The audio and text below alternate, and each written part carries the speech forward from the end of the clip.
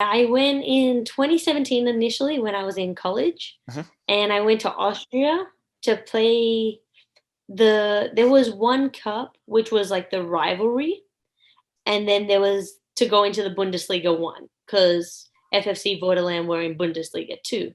Uh, So we had to win, I think it was 3 games in approximately a month. So I go over there and the language is German. So I'm already shocked and don't really know what's going on. I'm 21 at the time, haven't experienced anywhere. Like I've been to the US, but it's not the same as going to a place that doesn't speak any English. So I go play there, enjoy it, and started and played over there. Did my job. We ended up winning both of the cups. So then FFC went into Bundesliga 1. They asked me to stay for the rest of the season, but I was like, I have to finish college. So then I came back. Welcome back here on Sandy Bay Media for another episode. We're here with Adelaide United's newest signing, Paige Hayward, and we're going to have a chat Yes. about her career and what that's been like so far, and then we'll talk about her signing to Adelaide. Welcome, Paige. Thank you for having me. Fantastic. Well, let's get straight into it. Let's have a look at who you are and your journey in football so far. Okay. So I grew up in Sydney, Australia, and then went through high school and everything in Australia. When I was 19, came to the US for college, went to UT Brownsville, first of all, and did a year there in NAIA. Then I transferred out to Texas Southern University to go to NCAA Division One. I finished 3 years there, which was my 4 years. And then after that, well, during the summers, I would play for Houston Aces. Once I graduated, I got called up to train with the NWSL team Houston Dash. And then from there, went and played in Austria and now looking to come home, which is pretty exciting. Fantastic. Well, let's just have a look at um, when you first went over there. What was that like for yourself? I think it was very daunting, although it helped with my mom and my brothers. They came over at first, but I just didn't know what to expect. Going to Brownsville, it's on the border of Mexico and Texas, so it's like the middle of nowhere, but and we looked at each other like, is this where I'm going? But I loved it. When I first got there, the coach was very welcoming, team was welcoming, and the girls were just so much fun. And then that's great. That's excellent to hear that. And just want to look at how you found it as a player coming across to that system. I think it was different. Only that, like in Australia, you train with your team probably twice a week, 3 times a week, and then play on the weekends. In the college system, when you get there for summer training, it's like preseason. So you're training twice a day, morning and afternoon, and you're doing beach trainings. So it's a lot more intense. The intensity is so much higher, I think, just in what they expect. And then the games you're playing on a Friday and Sunday, so it's a lot more intense and back to back. Yeah, no, I get that. That'd be very much of a culture shock as well. Yeah. And you did mention you played in the NCAA Division One up there. How was that like as a player and the level standard? How did you go against that? Yeah, I played in NCAA Division One for Texas Southern, and the standard was pretty high. I enjoyed it and I loved the competition and just versing different schools. I think there's different things, and as a player, it brings out so much in you. You see what does work, what doesn't work, what you need to improve, how to do different things, and I think also the coaching is phenomenal here. Like you'll have meetings where they specify of what you're expected to do as yourself, and then also in the team and how to put it together, and then just the other players have such a good routine and that everyone wants to be there. So you have to earn your spot. It's a very, very competitive mindset, very competitive. Everyone's fighting for the spot. Yeah. And just having a look at that a little bit deeper, like, at that level of competition is there, how do you get along as teammates then? people interact as teammates when there's that much level of competition going on? I think it's the main focus is that everyone wants the best for the team. There Yeah. might be 1 or 2 that are slacking, but then once you talk to them and it's like, "Okay, we need you," and I think the reassurance also not just coming from the coach, but the players, it lifts everyone up. So everyone is on, like, a level playing field, Mhm. and it's, "We need you to perform," and even if you're on the bench, "We need your support. We need," whenever we're going into the trainings and we're versing each other, you need to be there because if not, you're letting the rest of the players down. So even though it's a competition in being in the starting 11, it's like you're actually in it together. Yeah, that's amazing to hear that. And that so essentially just lifts everyone around each other. Yes, pretty much. And then there's a lot of team bonding, which also helps. Wow, that sounds like an amazing experience. And just having a level of competition, as I mentioned before, which just pushes everyone. And let's just have a look at, you played 4 years in the NCAA triple competition. What were some of the things that you learned as a player? Or some of the things that really stood out for you? I think just being confident, and the thing is everyone tells you 4 years goes by so fast, and by the time you're in your 3rd year, you're like, "Wow, I've made it to the tournament, but I haven't achieved what I wanted." So then it just pushes you that bit extra. And then also I think just the learning experience of being by yourself in America is a big thing, and then also balancing, like, sports, academics, all of that is like a big thing within itself Mhm. because before in Australia, you used to going from you go to school and then you go to soccer, but waking up at 6 a.m. to go to soccer, then having to go to school, then having training again at 3 p.m.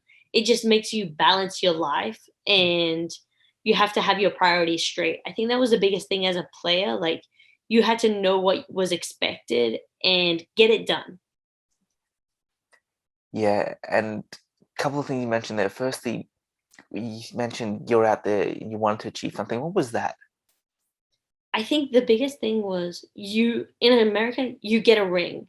So it's always, we want the ring. And that's the only thing on your mind is we're going to get it together as a team. So you go to you play all your games and then you have a conference. My conference was SWAC. So then you play your SWAC games. Then there's a SWAC tournament. And then, so there's quarterfinal, semifinal, final.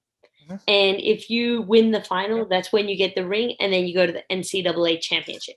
And I think that's everyone's goal is to get there. You want to win everything. It's you lose, you go home that day.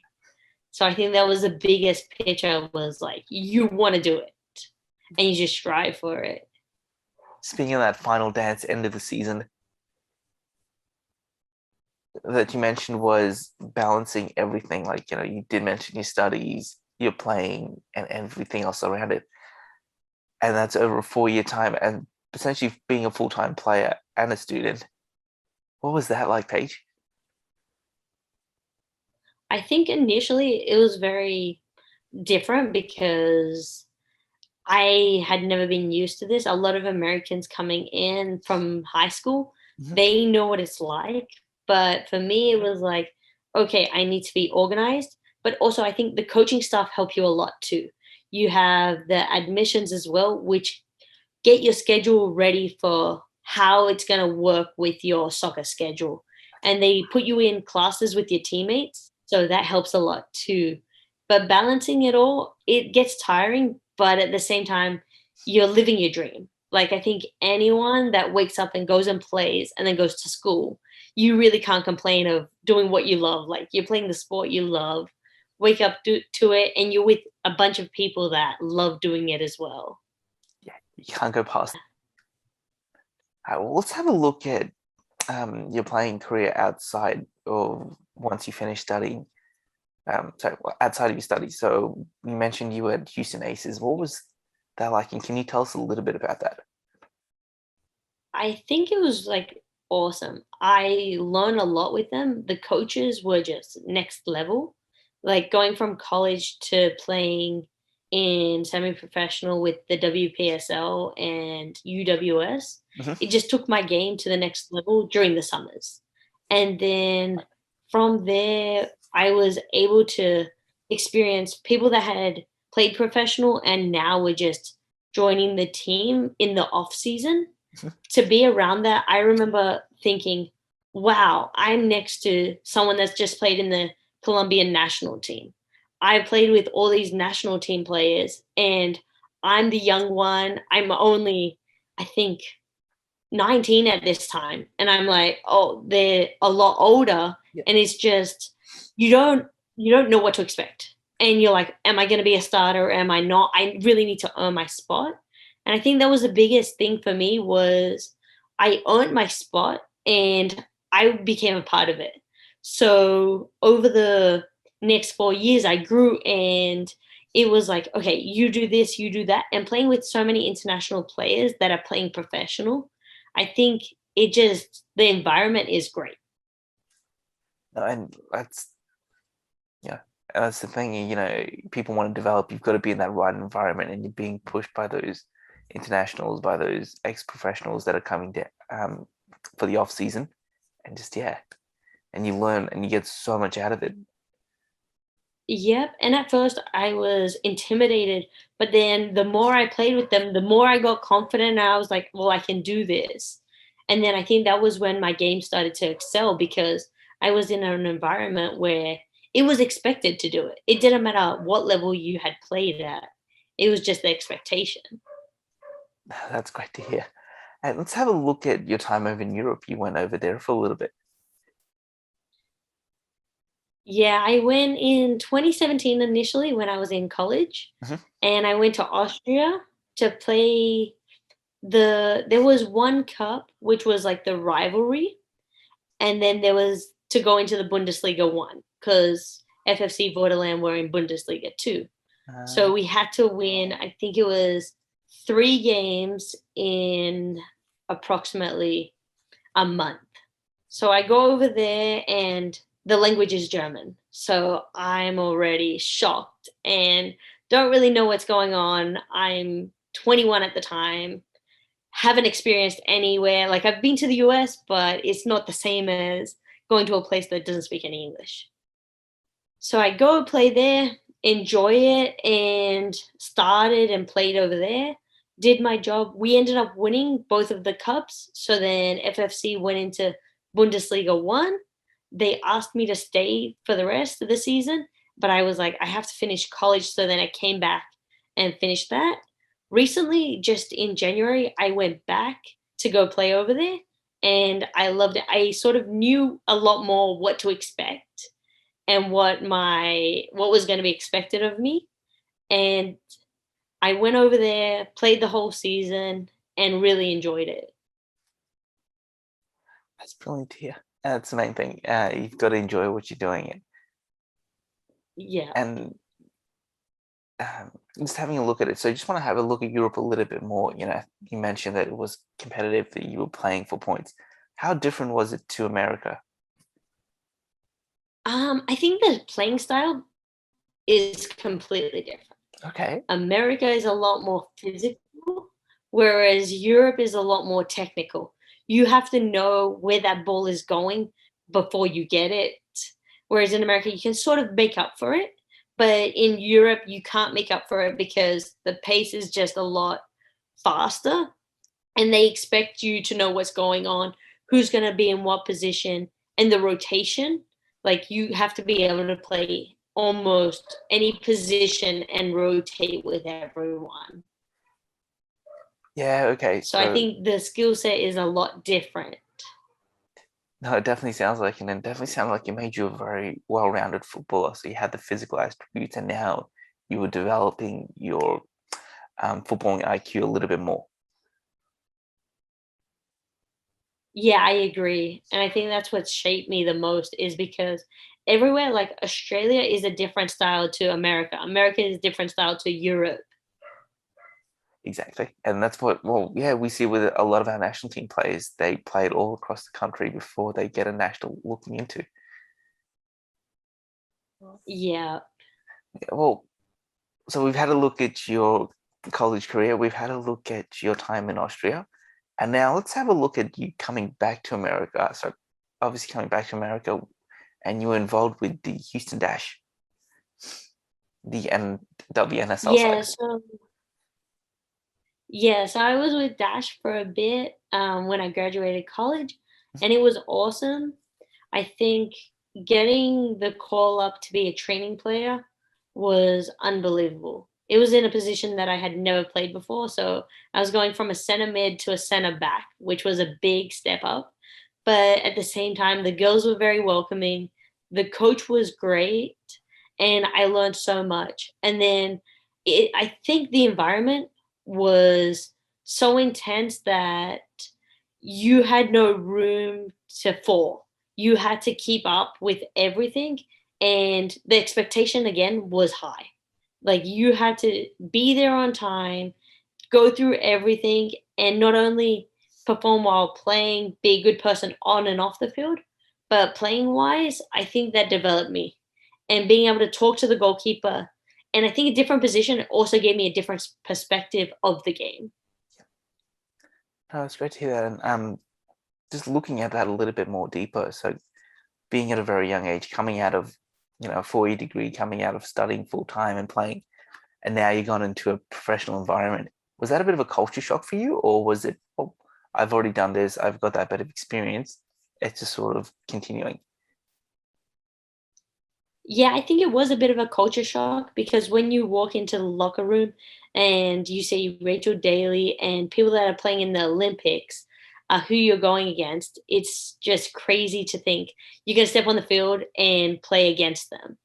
And then, but I also think the college did develop me to be at a professional level, but the Houston Aces also got my mentality and mental strength as well as physical strength there. So when I did when I did get my role as well, I was actually center mid and they put me as a center back. So I think that was a big difference and I was sort of like, "Oh, I've never played this position." And they were like, "Are you sure you can do it?" And I was like, "Well, yeah, I'm gonna do it." And then I think also the first session I played center back.